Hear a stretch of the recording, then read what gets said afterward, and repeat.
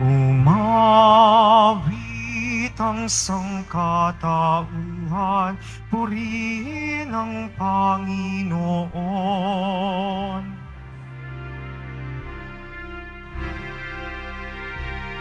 Papuri sa kaitaasan, siya'y papurihan, Diyos ng lahat. O papuri sa kaitaasan, siya'y papurihan, ngayon at magpakailanman.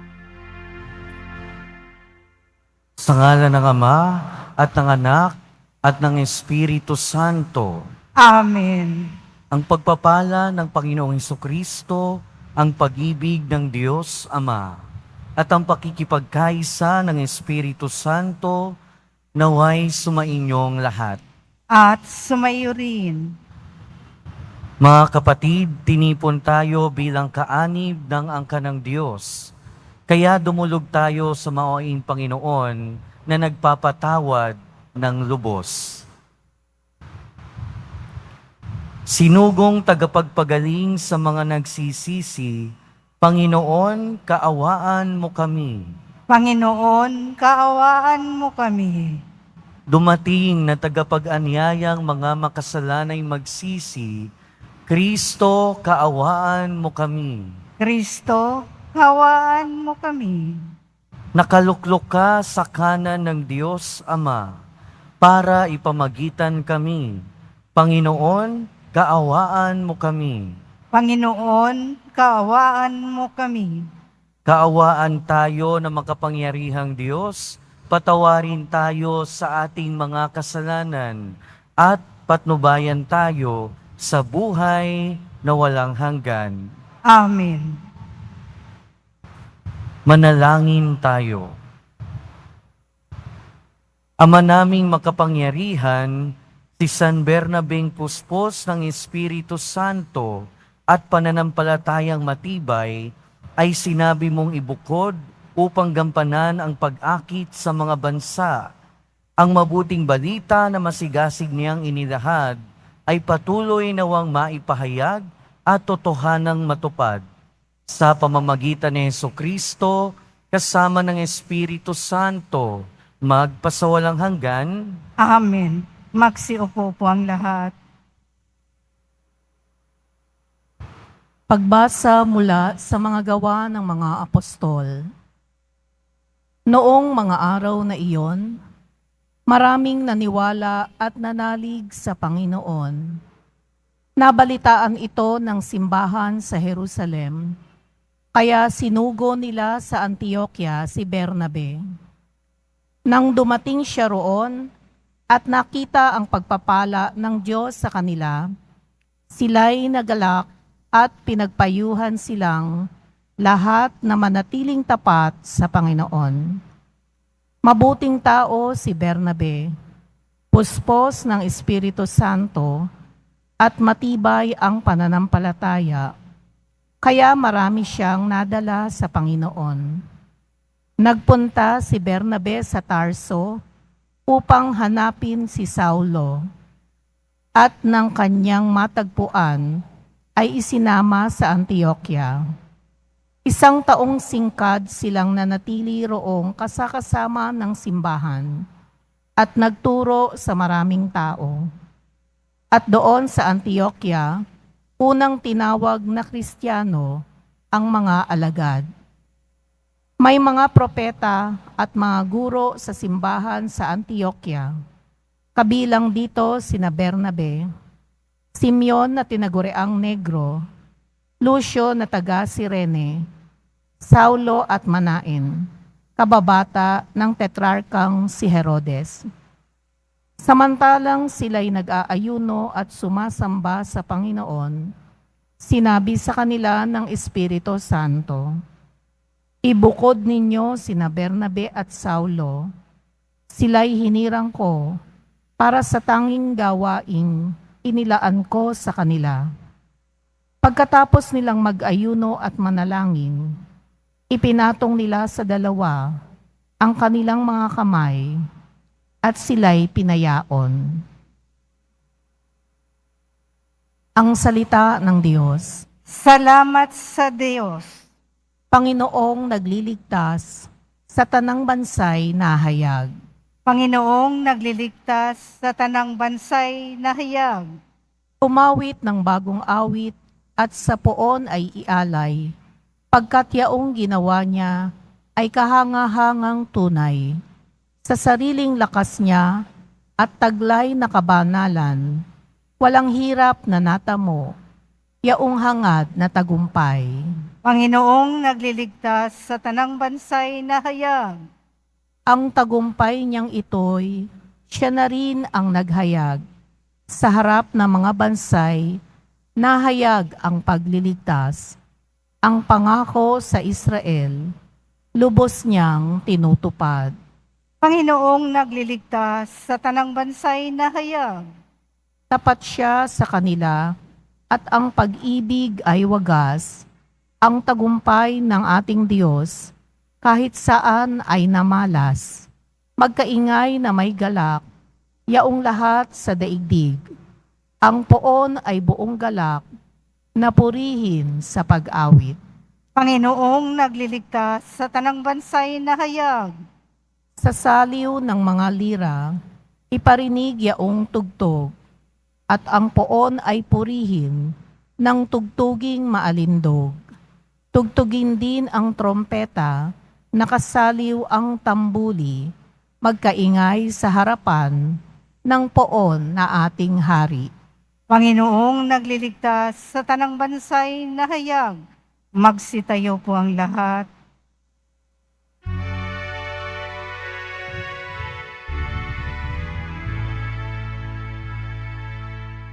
Alleluia, Alleluia, Alleluia, Alleluia.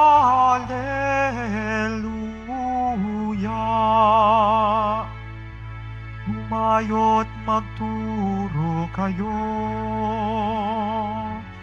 palaging kasama ako,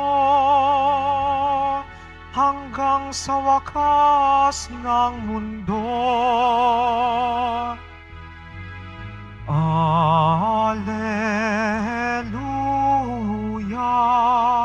Alleluia, Alleluia, Alleluia.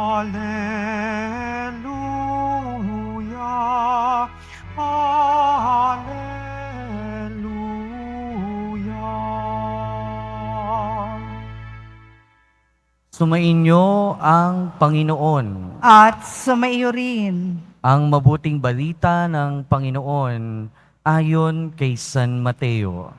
Papuri sa iyo, Panginoon. Noong panahong iyon, sinabi ni Jesus sa kanyang mga apostol, "Humayo kayo at ipangaral ninyo na malapit na maghari ang Diyos. Pagalingin ninyo ang mga may sakit at buhayin ang mga patay. Pagalingin ninyo ang mga kitongin at palayasin ang mga demonyo. Yamang tumanggap kayo ng walang bayad, magbigay naman kayo ng walang bayad. Huwag kayong magdala ng salapi, maging ginto, pilak o tanso sa inyong mga lukbutan.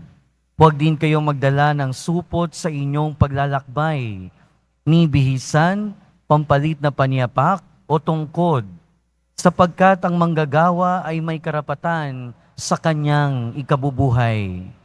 At saan mang bayan o nayon kayo dumating, humanap kayo ng taong karapat-dapat pakituluyan at manatili kayo roon habang kayo'y nasa lugar na iyon. Pagpasok ninyo sa bahay, sabihin ninyo, maghari nawa ang kapayapaan sa bahay na ito. Kung karapat-dapat ang mga tao sa bahay na iyon, panatilihin ninyo sa kanila ang inyong pagbati. Ngunit kung hindi, bawiin ninyo ito." ang mabuting balita ng Panginoon. Pinupuri ka namin, Panginoong Hesukristo. Magsiupo po ang lahat. Welcome po sa Minor Basilica and National Shrine of Jesus Nazareno at magandang umaga po sa inyong lahat. Sino ba si San Bernabe? Si San Bernabe ay yung kasama ni San Pablo sa kanyang misyon. At si San Bernabe, yung narinig natin tungkol sa kanya yung unang pagbasa. At sa pagsama ni Bernabe kay San Pablo, marami silang natulungang makalapit kay Kristo. At noong hindi pa lubusang tinatanggap si San Pablo, na dati ay Saulo, naging instrumento si Bernabe para tuluyang matanggap ng Kristiyanong komunidad si San Pablo. At kung babasahin natin yung mabuting balita para ngayong araw, para sa karaniwang panahon at hindi yung binasa ko, maririnig natin doon sinasabi ng ating Panginoon, kayo ang asin ng sanlibutan at ilaw ng daigdig. Kahapon, narinig natin yung ating ebanghelyo ay tungkol sa Beatitudes, tungkol sa mapapalad. At ang mapapalad ay ang formula, ang pamamaraan sa buhay Kristiyano. At kung tayo ay talagang nai-apply natin yung tinatawag na Beatitudes, yung pagiging Kristiyano, tayo ay magiging asin at ilaw ng daigdig. At perfect example si Bernabe ng pagiging asin at ilaw sa daigdig. Pag sinabi nating asin at ilaw, ito yung dalawang napaka-essential sa buhay natin. Dahil kung walang ilaw, kahit anong ganda ng isang lugar, kahit anong ayos ng isang lugar, kung walang liwanag, wala ding kwenta. Hindi natin makikita kung tayo'y nasa kadiliman. At syempre, alam naman natin kung ano yung silbi ng asin. Kahit anong ilagay mo sa ingredients, sa mga pagkain, kahit damihan mo ng kung ano-ano, pero kung walang asin, wala ding kwenta. Ang asin din, mga kapatid, ay ginagamit na pang-preserve. Para hindi agad mabulok ang isang pagkain. Diba, kapag ka nagbuburo, nilalagyan ng asin para hindi mabulok.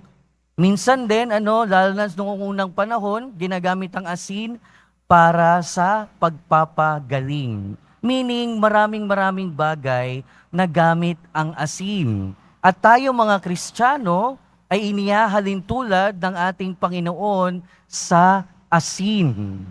Bakit ba sa asin tayo inihahalin tulad ng ating Panginoon? Dahil kung papaanong ang asin ay nakakadagdag ng lasa sa pagkain, kung papaanong ang asin ay nagbinibigyang buhay ang anumang pagkain.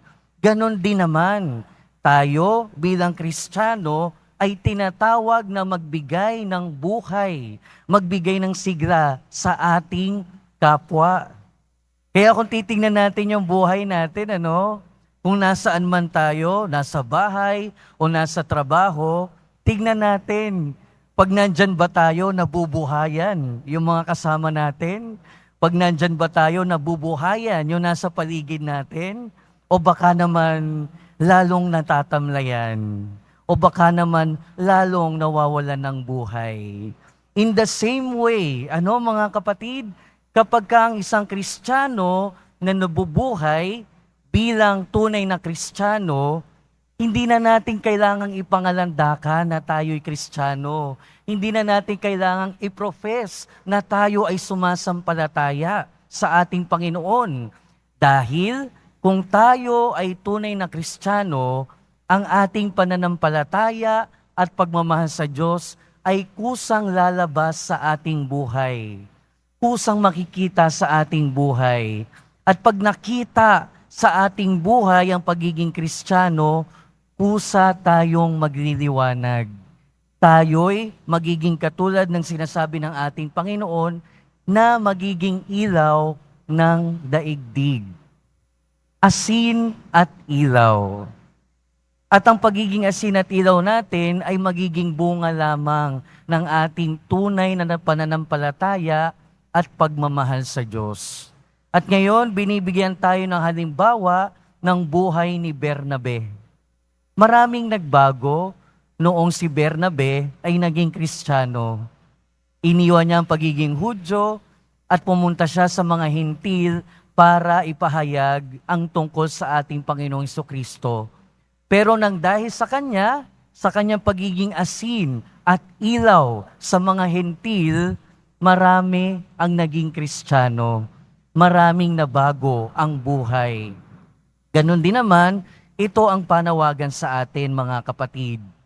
Sa ngayon, sa panahon na marami ng hindi nabubuhay bilang Kristiyano, sa panahon na tila ba namumuhay tayo sa kadiliman ng iba't ibang kasalanan, iba't ibang kasamaan sa ating mundo, tinatawagan tayo para maging asin. Tinatawagan tayo para maging ilaw. Tinatawagan tayo para magbigay ng buhay sa ating kapwa at maging liwanag sa ating kapwa. At mangyayari lamang ito kung tayo ay tunay na nagmamahal at sumasampalataya sa ating Panginoon. Amen. Magsitayo na po ang lahat.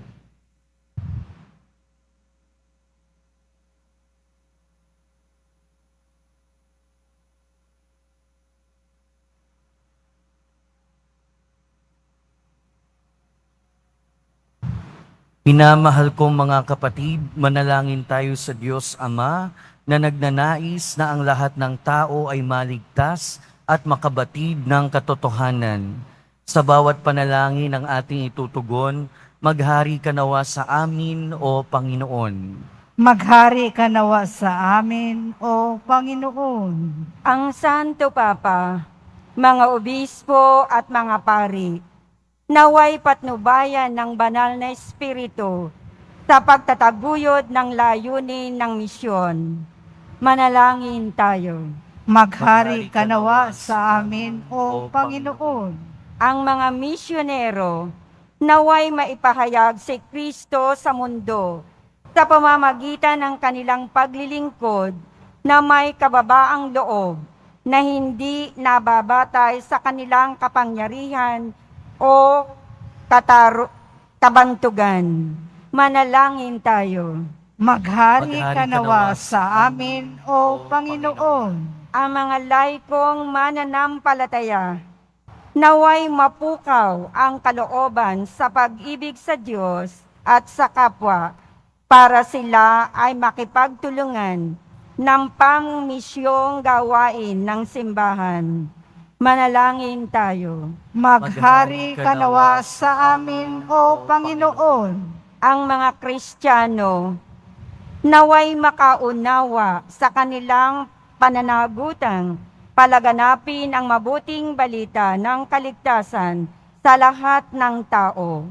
Manalangin tayo. Maghari ka nawa sa amin, O Panginoon. Ang mga kabataang lalaki at babae, naway magkaroon ng tapang na tumugon sa panawagan ni Kristo at makibahagi sa mga gawaing pangmisyon. Manalangin tayo. Maghari ka nawa sa amin, O Panginoon. Ama naming Diyos, kalooban mo na maipahayag at maitatag ang iyong kaharian sa lahat ng dako. Sa pamamagitan ni San Barnabas, marapatin mo maging mabunga ang aming pagsisikap na mapalaganap ang iyong kaharian. Hinihiling namin ito sa pamamagitan ni Kristo na aming Panginoon. Amen. Magsiupo po ang lahat.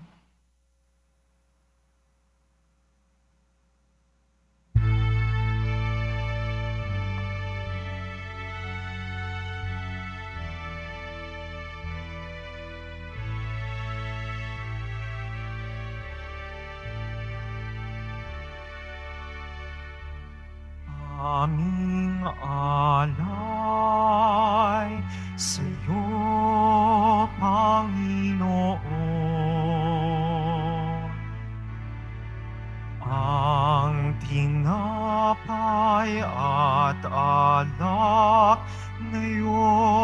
kaloob upang gunitain ang iyong buhay na inialay nang tayo'y magdiwang bilang isang sambayanan.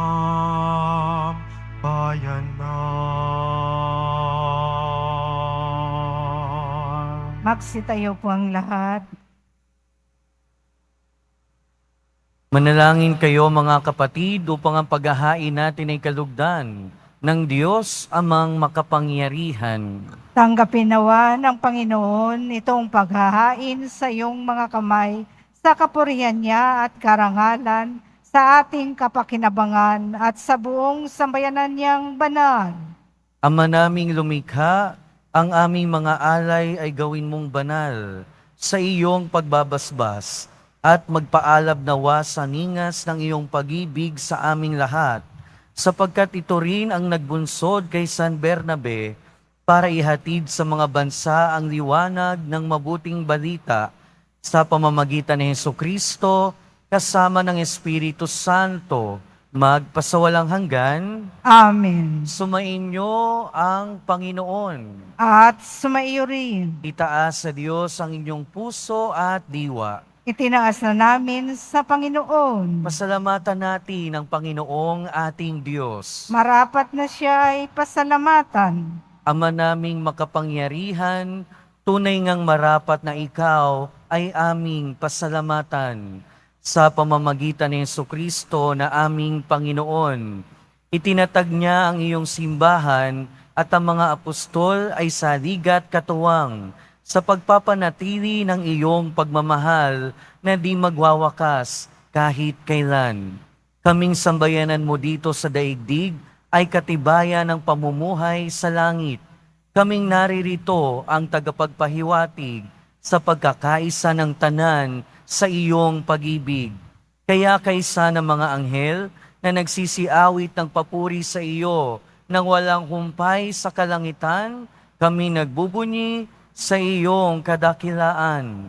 Santo, Santo, Santo, Panginoong Diyos ng mga hukbo, napupuno ang langit at lupa ng kadakilaan mo, usana sa kaitaasan. Pinagpala ang naparirito sa ngalan ng Panginoon, usana sa kaitaasan. Magsiluhod po ang lahat. Ama naming banal, ikaw ang bukal ng tanang kabanalan. Kaya't sa pamamagitan ng iyong Espiritu, gawin mong banal ang kaloob na ito, upang para sa aming maging katawan at dugo ng aming Panginoong Hesukristo.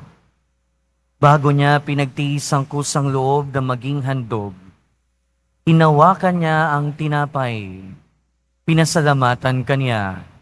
Pinaghati-hati niya iyon, iniabot sa kanyang mga alagad at sinabi, "Tanggapin ninyong lahat ito at kanin.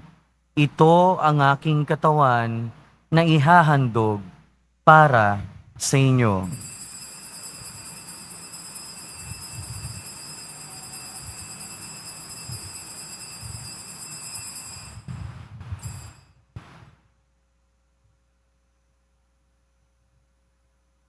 Gayon din naman noong matapos ang hapunan, hinawakan niya ang kalis, muli kanyang pinasalamatan.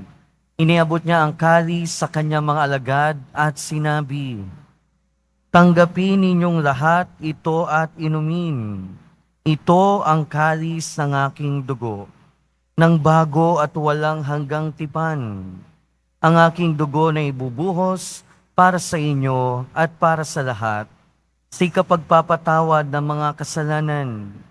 Gawin ninyo ito bilang pag-alala sa akin."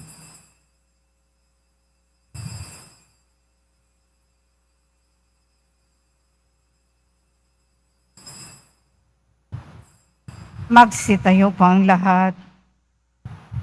Ipagbunyi natin ang misteryo ng pananampalataya.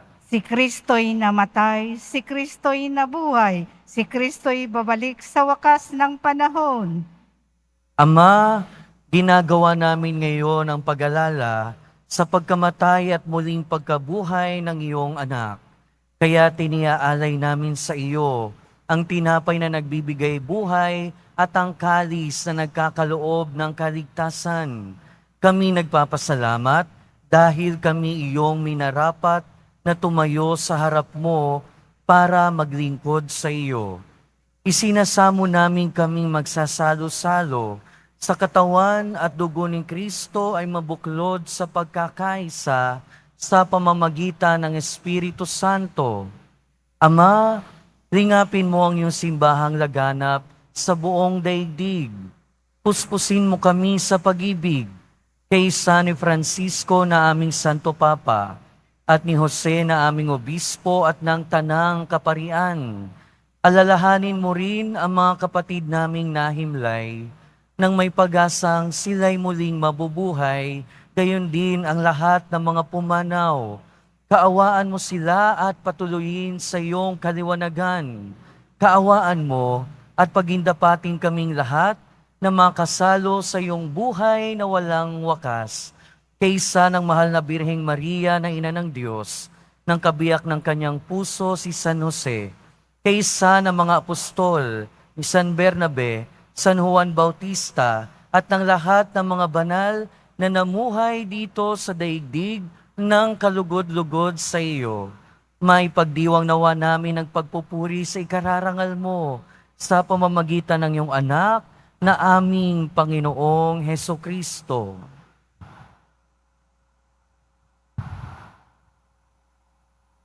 Sa pamamagitan ni Kristo, kasama niya at sa Kanya, ang lahat ng parangal at papuri ay sa iyo, Diyos amang makapangyarihan, kasama ng Espiritu Santo, magpasawalang hanggan. Amen. Sa tagubili ng mga nakagagaling na utos at turo ni Jesus na Panginoon natin at Diyos, ipahayag natin ng lakas loob.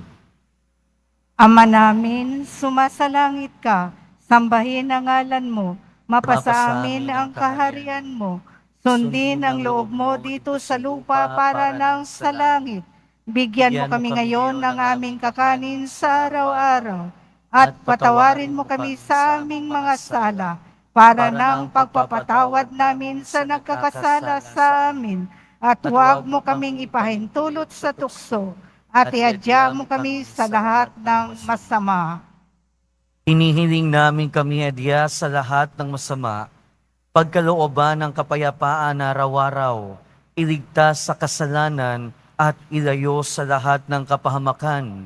Samantalang aming pinananabikan ang dakilang araw ng pagpapahayag ng tagapagligtas naming si Heso Kristo.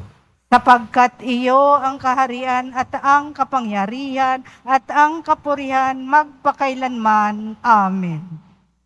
Panginoong Heso Kristo, sinabi mo sa iyong mga apostol, kapayapaan ang iniiwan ko sa inyo. Ang aking kapayapaan ang ibinibigay ko sa inyo. Tunghayan mo ang aming pananampalataya at huwag ang aming pagkakasala. Pagkalooban mo kami ng kapayapaan at pagkakaisa ayon sa iyong kalooban, kasama ng Espiritu Santo magpasawalang hanggan. Amen. Ang kapayapaan ng Panginoon ay laging sumainyo. At sumaiyo rin. Magbigayan kayo ng kapayapaan sa isa't isa. Kordero ng Diyos na nag-aalis ng mga kasalanan ng sanlibutan, maawa ka sa amin. Kordero ng Diyos na nag-aalis ng mga kasalanan ng sanlibutan, maawa ka sa amin. Kordero ng Diyos na nag-aalis ng mga kasalanan ng sanlibutan, ipagkaloob mo sa amin ang kapayapaan. Magsiluhod po ang lahat.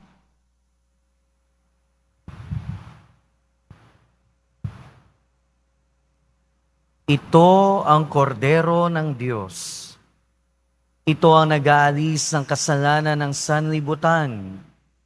Mapalad ang mga inaanyayahan sa kanyang piging.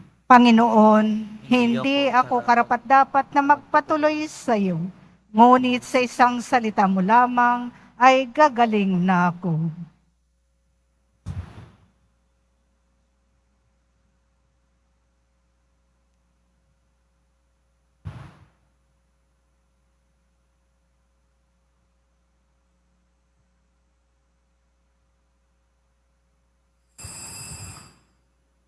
Para sa lahat ng tatanggap ng banal na komunyon, sasagot po tayo ng amin.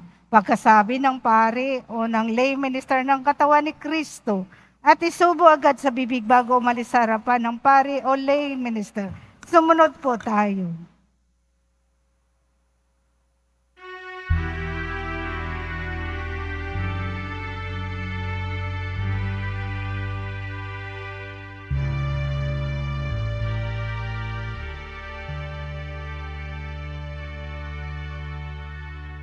Stay with me, Lord, that I may never forget you. Stay with me, Lord, because I'm weak.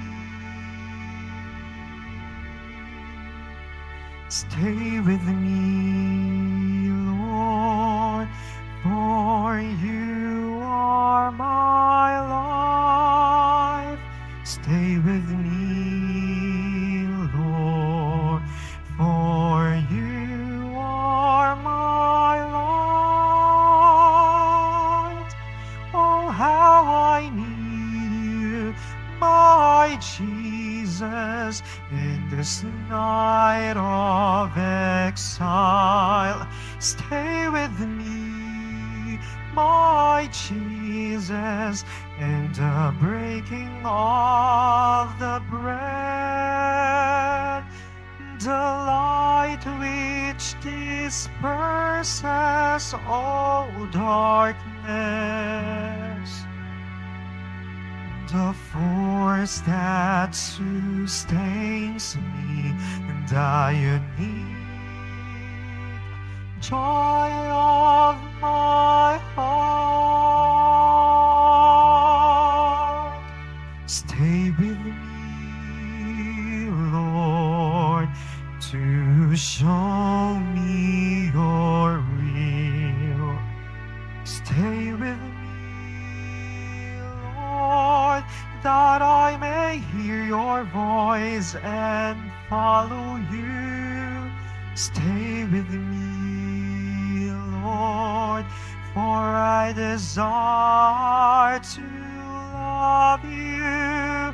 Stay with me, Lord, if you wish me to be faithful to you.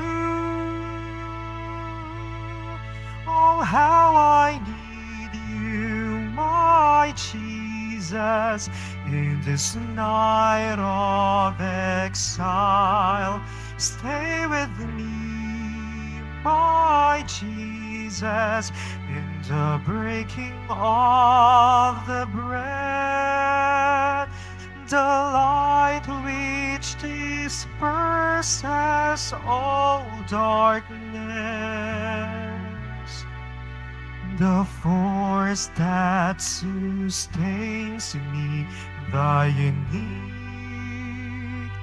joy of my heart.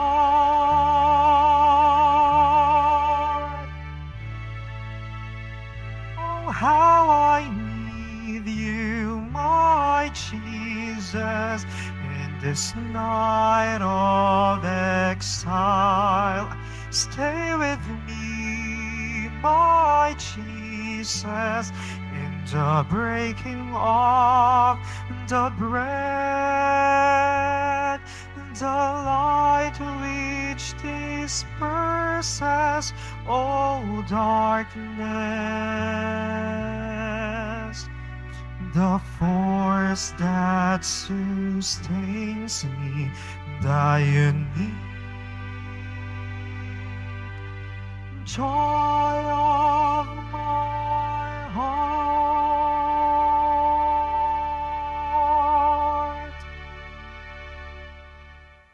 Magsitayo po ang lahat. Manalangin tayo.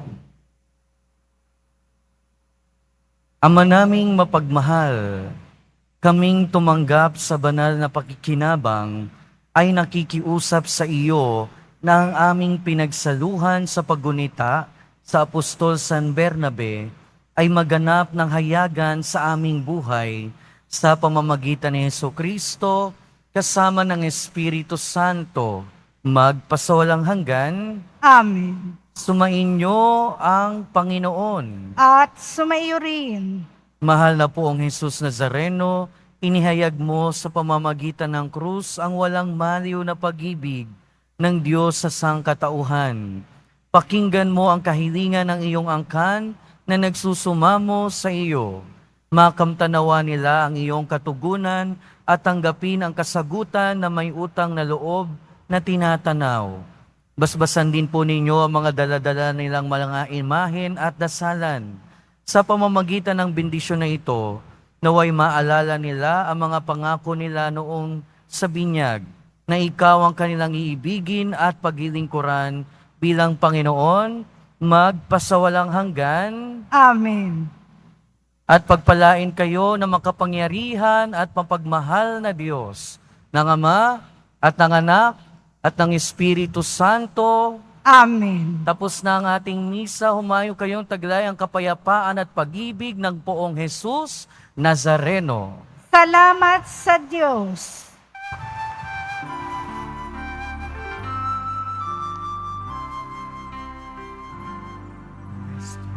Padre Jesus Nazareno, sinasamba ka namin. Pinipintuho ka namin. Aral mo ang aming buhay at kaligtasan. Nuestro Padre Jesus Nazareno, iligtas mo kami sa kasalanan. Ang krus mong kinamatayan ay sagisag ng aming kaligtasan. Nuestro Padre Jesus Nazareno, dinarangal ka namin. Nuestro Padre Jesus Nazareno, niluluwalhati ka namin. Nuestro Padre Jesus Nazareno, dinarangal ka namin. Nuestro Padre Jesus Nazareno, niluluwalhati ka namin.